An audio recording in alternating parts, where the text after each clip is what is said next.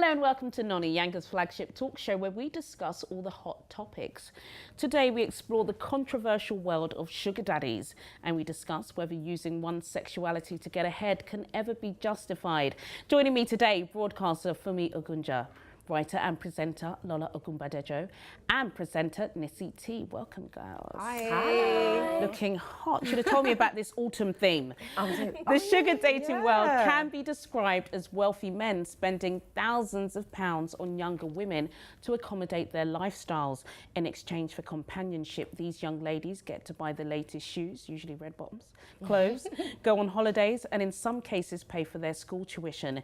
Leading sugar daddy dating sites seeking arrangement boast to have over 10 million plus members who are currently funding mutually beneficial relationships on their terms.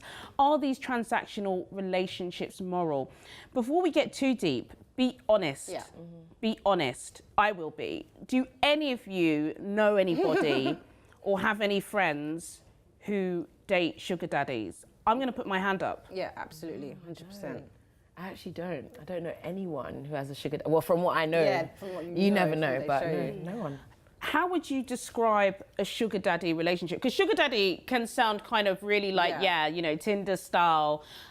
Describe it for people like Nisi, who may not know anybody who engages in that. I think when people say sugar daddy, the first thing that comes to your mind is sex and you're getting paid to sleep with this person. Right. But you'd be surprised that there are some sugar daddies out there that are paying just to have company, just to have a friendship, just to have, you know, even just online. They don't even have to see you. And they're just in, you know, it's a friendly transaction. You be my friend, I give you what you want, I pay your rent, I pay your bills. It happens. Oh, gosh, it happens. I've never been lucky enough to have anybody like I'm joking. I'm not going to say it's lucky because I don't agree with it. I think it's wrong. I think it's immoral. That's just my standpoint. I'm not judging you if you are in that. You know who you are. But I don't think it's right. Lola, to add to Fumi's point, I would say big or guy, Niger man, he could be married. Sometimes they are. And there's a young babe, she's the hottest girl in town. Yeah, she might be wearing fake designer, but she wants that lifestyle paid for. She doesn't care how old you are. It doesn't matter. I've been in discussions. Yes, I'm going to admit to it. I'm going to be honest. Where they're like, gosh, you know, he's running this company, or, you know, he's got this car, or he's got that. And you look at the guy that they're referring to, and he is older. He is uglier, less attractive, you know.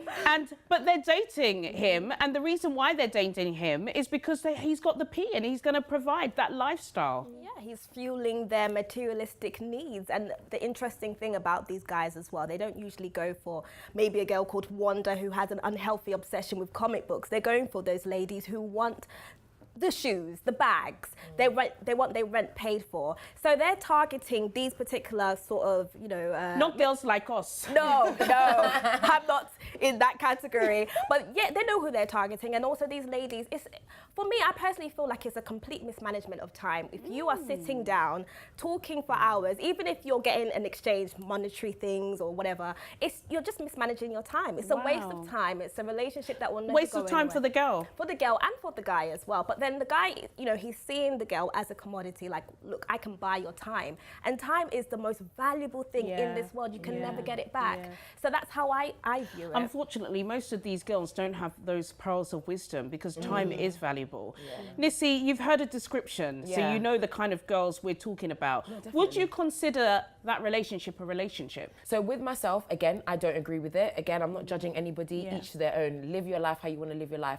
Personally, I think it's degrading. Yes. I think for you to feel like you have to exchange your time, like you said, that you can never get back, you know, for somebody who, now I'm talking about it more if it's a sexual transaction. Yes. If you feel like you have to give your body in order for you to I don't know, have that lube or that bag or whatever it is, that's a problem for me because I'm like, value yourself enough to say, do you know what? I'm not going to exchange my body for me to get this materialistic thing. I'm going to go out there, I'm going to work, I'm going to hustle, I'm going to do what I need to do.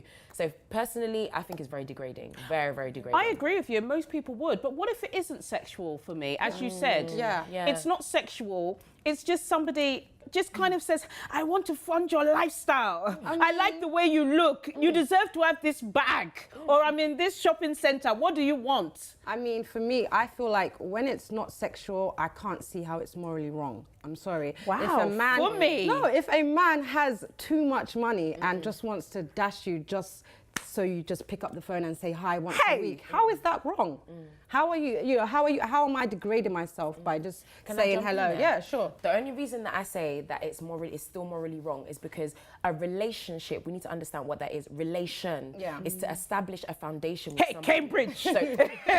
Cambridge is talking. I'm so done. But no, how I see a relationship is because you either have a genuine interest in that person or because it's your partner, your boyfriend, a friend, family, whereby you actually want to establish something with substance, not just because, oh, I'm going to gain something from it. A relationship is about what can you actually, not only gain, but also give to that person as a result. And for me, I feel like if you're just going there with the mindset, the intention that the only reason that I'm getting to know you, not because I like you, not because you're smart, not because you're intelligent, not because, we can build together or you offer me something different, but because I want your money, that for me is wrong. Yeah. Okay, but Lola, is this just a kind of modern version of being a trophy wife? Well, I think, again, when you're looking at sugar daddies, their motive for going for these type of women is because, that's what they like. They like looking at them, they like fantasizing. But the difference between like a sugar baby and a trophy wife is that they've actually claimed this wife. They're willing to parade her around. They've married her and she is now theirs. For me, I know you're in a relationship now and, I know you kind of advocate for a strong woman, so I don't want to put you out there for being somebody that's saying everything morally wrong is morally right, because you're not that kind of girl. But let's say if you weren't in a relationship and a guy does slide in your DMs and it's like, baby, you're so pretty. What kind of shoes do you wear? Where can I send it to? I sent him my shoe size. I sent him the catalogue. Why not? We're not in a relationship. We're not building anything. You want to spend your money on me, you have the rights to do that. But do you think that could be dangerous or immorally wrong? I mean, it does send the wrong message. Okay. It can lead someone on by doing that. So, and that's why when you were saying it's not a good foundation, it's not a relationship. This is an arrangement. We're not exclusive. We're not out there. You want to spend money on me for your own and that's fine. Reasons. But isn't this kind of the modern dating times and world, Nissi, where people are just dating on their own terms? And these are some of the terms, considering you've got 10 million plus people on a paid app. It's a paid dating site. And they're doing it. And that's just in the UK. No. Oh, no. Wow. Do you know what? It really does, like, stuff like this actually saddens me, just because I know, kind of like what you said before, you said, but isn't this just the modern dating? And where are we going? Like, as a time, as a generation, no, I want to have authentic relationships. Like, I'm with someone now and I'm in a loving, amazing relationship. And it really saddens me that a lot of people feel like they can't have that anymore because people are more materialistic or because people don't want to build that foundation or build relationships anymore. So personally, I don't think it's modern day dating. I just think it's a choice that some people make, which you're entitled to have. You can have your choice, but just be careful, like you said, because it can be dangerous and that person can expect something from you. Then what are you going to say to them when they kind of do? Once they've paid for it. Well, still to come, we'll continue our discussion on sugar daddies and should women be using their sexuality to get ahead. See you after the break.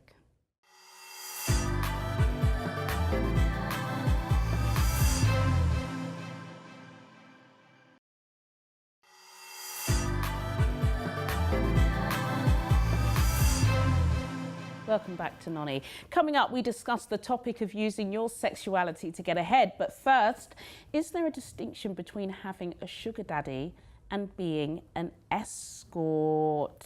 Nissi T, is having a sugar daddy similar, the same as being an escort? Yeah, I do think that the two are very similar. Just because, so an escort, from what I understand and from what I know, you go out, you meet somebody and they pay you for your time. Now, it could be sexual, which a lot of the time I think it is, but some people don't want to admit that it's sexual. I personally think a lot of the time it is, but sometimes I have heard stories of people just saying, oh yeah, you just go out and they take you for dinner and they literally just want company. So again, it's very, very similar to what we discussed already about having a sugar daddy. So both personally, I don't agree with. Personally, I wouldn't do. Personally, if, for example, my sister came to me and said, oh, you know, I've got this new bag, I've got this, and I asked her, so where did you get the money to buy that? She said, well, you know, I'm doing this escorting thing. I would slap her. Yeah. That's what I would first do. Yeah. And I'll tell her, can you please value yourself enough to not feel like you have to do that in order for you to get a bag?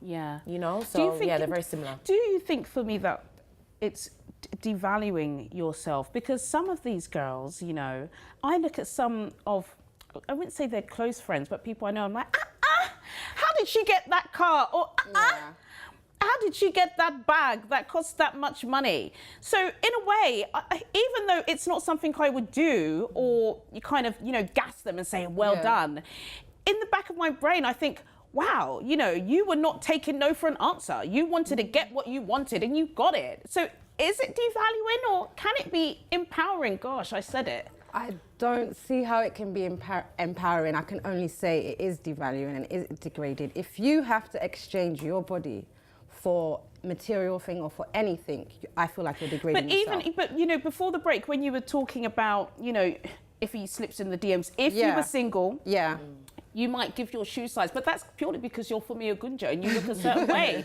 No, so that is your body. There's a difference from, you know, giving yourself away and receiving a gift. I didn't ask for you to give me a gift. I'm not saying that I'll take this in exchange. If you dash me or you're gifting me, fine, but it's not a transaction, you know, and that's where I feel like the difference is between sugar daddies and escorting and stuff. What about you, Lola? Do you think there's a distinct difference? I do think there is a distinct difference, but I think it's so sad when it comes to sugar babies, because my impression is that they want to show off, they want to let the world know that, look, I have these shoes, I have this car, my house rent is paid for, and it's like you're trying to impress people that you don't even know. So there's a deeper thing that's going on with them. So I actually feel sorry for them. And I also feel sorry for the sugar daddies as well, because they feel like in order to get the companionship from the person that they want to get it from, they have to pay. So both of these parties I actually feel a bit sorry for. But yes, definitely with sugar babies, it's like it's meant to be more innocent than escorting, which is the same thing really, because you're giving a part of yourself for something else. Yeah, it can become really blurred, Nissy, because even if you look at some women who, you know, they dress up to the nines, I'm talking about English women here, they go to the best clubs, the best restaurants, they want to grab a footballer. Why do they want a footballer? Because they know he's got a certain amount of money. They call that term wag. Is that not kind of the same thing? How do you distinct and kind of define each and every type of woman, but who's looking for a man that's got the P, basically? Personally, I think they're all in the same category. Again, if you're, you know, going out with the intent, I think it's all about intention. If you're going out with the intention that the only reason that I have my eye on you is because I know you can fund the lifestyle that I want to live, that is already a problem. Do not a lot of women do that? When you're looking for a partner, I would think that you're going to be looking for a guy that can look after you. Yes, but I would definitely say, like, gone are the days where you just literally fall in love with a person because of their character and because of what how they make you feel. It's now like, okay, do you have the money to look after me? Because I do, when I think of guys now, because a lot of people would say, oh, do you know what, you need to be able to go with a guy who you can build with. And I agree with that. You know, if you love that person, you can build. But most women my age, especially, who are single, they're not looking for a guy who they want to build with. They want it now, instant gratification. I want to move into that house. I want to drive this car because I want to pop out the babies quickly. So it depends, I guess, on your age and your mindset. But for me, a guy with money, yes, it's very, very appealing. I won't lie. You know, I've been on dates where the guy's taken me to some swanky We've place. Heard about your dates, Lola. And I've been on some dates where the guy's taken me to Nando's and, you know, it's like, But yeah, I definitely agree that I think it's important that you get with a guy who can... But let's not lie. We all want a guy that can look after us. Yes. Can't lie. Nissy, you spoke about your sister. Yes. You said if she came back with the nice bag and the nice shoes after borrowing it, you might be like slapping her if she said it came from a sugar daddy. Yeah. But if she came back home and she's like, oh sis, can I borrow some money? Why? Because the guy I'm dating, you know, he needs to pay for his rent, or he needs to... Would you not be schooling her and saying, my sister, you need to get a guy that's got good this, good that? No, of course, but I think there is a massive, massive difference between being in a relationship with somebody purely for financial gain. That I think is that we need to make sure we clarify, because I'm not saying to you have low standards and just go with any riffraff anywhere that you find on the street. I'm not saying that. I am saying have standards. So if you do want somebody who is financially stable, has a good job, because obviously, like you said, you could be a woman of a particular age or a particular stature. You now are earning 60K a year. Maybe you do want a man who's earning a bit more, just so that you guys can build that together. However, all I'm saying is that if you are going into something only because you're like, well, this guy can buy me a car, buy me shoes, and you don't even want to add anything as well, because that's something we haven't spoken about. What can you also add to that relationship? You want him to buy you this, but you yourself, you don't even drive even a small car. Please, you need to understand that there is a massive difference. You know, I'm not coming for anybody. You wrapped it up well. But I'm just making sure that people understand that there is a big difference in terms of, go for somebody who have your standards, of course, but don't go with the pure intention. That's why a lot of relationships are failing nowadays, in my opinion, because people are going because, I saw him driving a BMW, but he has no communication skills. Exactly. How does that work? Exactly. You know? So.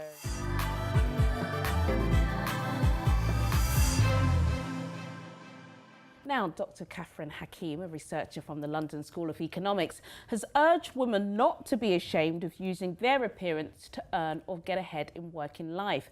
Studies have shown that on average, good-looking people are said to earn up to 20% more than others. Should women exploit their looks to get ahead?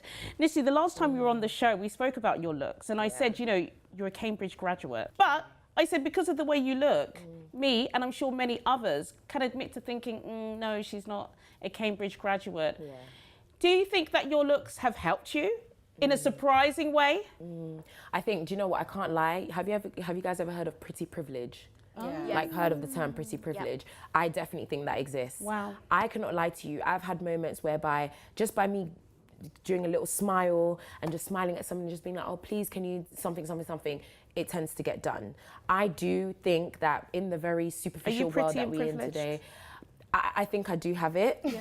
I'm not gonna lie, God, thank you, Lord. God is blessed. Thank you, Lord, for allowing me. I'm not saying I'm the most amazing looking person on the planet, but thank you. But so I do know that to a degree there is a little bit of privilege, because when you meet somebody, the first thing you do is you see their outward appearance. And so a lot of people make judgments automatically. So they might see somebody and might be like, okay, wait a minute. Okay, she has nice hair, nice clothes. So that means that she's, I don't know, looks after herself. She speaks well, or whatever it is.